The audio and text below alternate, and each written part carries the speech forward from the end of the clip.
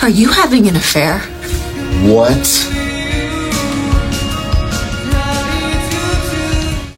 Penyakit apa yang bisa bikin suatu hubungan percintaan lo hancur? Yap, betul, selingkuh. Kalau kemarin gue ngebahas tentang penyakit kronis yang bernama gengsi, tapi kalau sekarang, gue bakalan ngebahas penyakit berbahaya lainnya, yaitu selingkuh. So, simak baik-baik.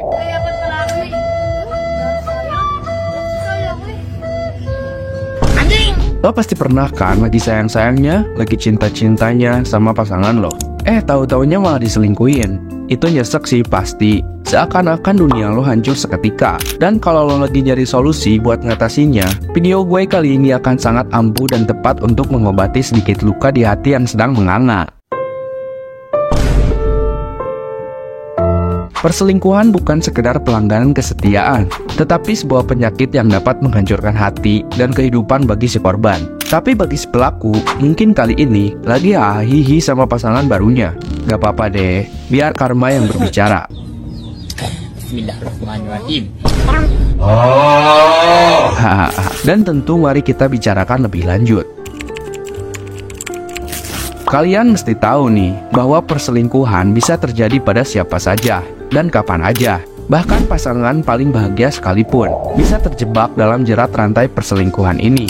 Jadi, apa sih sebenarnya yang membuat perselingkuhan itu bisa menjadi begitu sangat merusak? Apakah ini penyakit modern atau masalah yang sudah ada sejak dulu? Banyak orang di sekeliling kita yang percaya bahwa perselingkuhan adalah hasil dari rasa ketidakpuasan atau kurangnya komunikasi dalam hubungan. Namun, sebenarnya ada lebih banyak faktor yang mempengaruhi. Kesepian, kesempatan, bahkan kebosanan kepada pasangan bisa menjadi pemicu, bro. Perselingkuhan adalah penyakit yang menyerang bukan hanya satu orang, tapi dua hati sekaligus. Ketika lo atau pasangan lo memutuskan untuk selingkuh, selamat. Lo sedang menciptakan rantaian kehancuran bagi diri lo sendiri. Karena selingkuh tidak hanya sekedar mengkhianati, tapi juga merusak kepercayaan dan pondasi hubungan itu sendiri. Dampak perselingkuhan bisa sangat menghancurkan, dari perasaan rendah diri, kecemasan, depresi, hingga trauma emosional yang mendalam. Orang yang menjadi korban seringkali merasa bahwa mereka tidak lagi cukup baik, atau merasa ada sesuatu yang salah dengan mereka. Dan tentu lo pasti tahu kan, kasus seorang pria asal Cina yang rela menghabisi nyawanya sendiri karena alasan putus cinta. Dan menurut beberapa media, kronologisnya, ia melakukan hal tragis tersebut dikarenakan ingin mengajak pasangannya menikah. Sedangkan pasangannya malah ingin mengakhiri hubungan tersebut dan memilih lelaki lain untuk melabuhkan cintanya. Pasti sakit dan nyesek sih, kalaupun posisi gue ada di laki-laki ini. Dan pada akhirnya, si lelaki yang disebut Pet Cat oleh netizen tersebut meninggal dunia setelah memutuskan untuk loncat dari jembatan. Terlepas dari berita simpang siur serta benar dan salahnya kronologi di atas, tolong dikoreksi di kolom komentar, karena kali ini gue gak bakal gamblangin untuk lebih jelasnya. Mungkin buat lo yang udah dewa dan kebal di kasus percintaan, Bagus. lo bakalan biasa aja dan mikir, lebay amat, cewek masih banyak kali, ngapain harus dipikirin.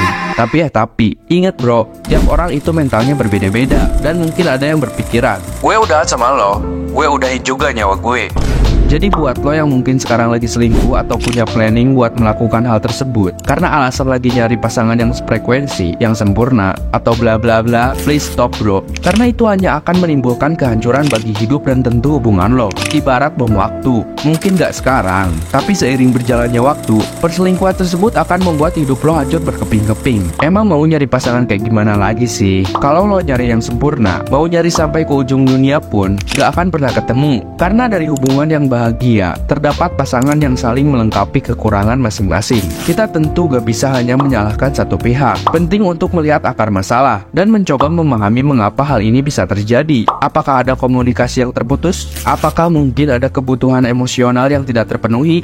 Misal, lo terlalu posesif atau mungkin gak ada waktu, karena waktu lo habis buat nyari ide dan ngedit bikin video. Haha, itu mah gue kali. Memang gak ada alasan yang cukup untuk membenarkan perselingkuhan. Namun dengan memahami akar masalah, kita bisa berusaha mencegahnya, membangun kembali komunikasi yang baik, memahami kebutuhan satu sama lain, dan selalu menjaga kepercayaan adalah kunci untuk hubungan yang sehat dan bahagia. Perselingkuhan memang seperti penyakit, tapi bukan seperti penyakit lainnya, seperti diabetes dan sebagainya. Ada cara untuk mencegah dan menyembuhkannya. Ingatlah, hubungan yang sehat adalah tentang saling menghormati, menghormati, memahami, dan mencintai. Jadi, sebelum terlambat, mari kita rawat hubungan kita dengan baik. Jangan biarkan perselingkuhan menghancurkan kebahagiaan lo dengan hal yang tabu, yang beralasan. Semoga aja gue nemu kesempurnaan dari selingkuhan yang pasangan gue gak punya. Menjadikan hati demi hati aku yang beradab demi beradab. Goblok! Jadi, jaga dan cintailah pasangan lo setiap hari. Dan ingat, pasangan lo juga manusia yang lagi belajar tentang kehidupan dan selalu berusaha menjadi lebih baik daripada sebelumnya. Sampai kerasa. Tentu, pasti banyak kurangnya, tapi gak menutup kemungkinan selalu ada sisi baiknya. Itu mah tergantung dari lo aja, gimana caranya agar supaya terhindar dari perselingkuhan dengan mengemas kekurangan pasangan masing-masing jadi sebuah kebahagiaan, ialah dengan bersyukur.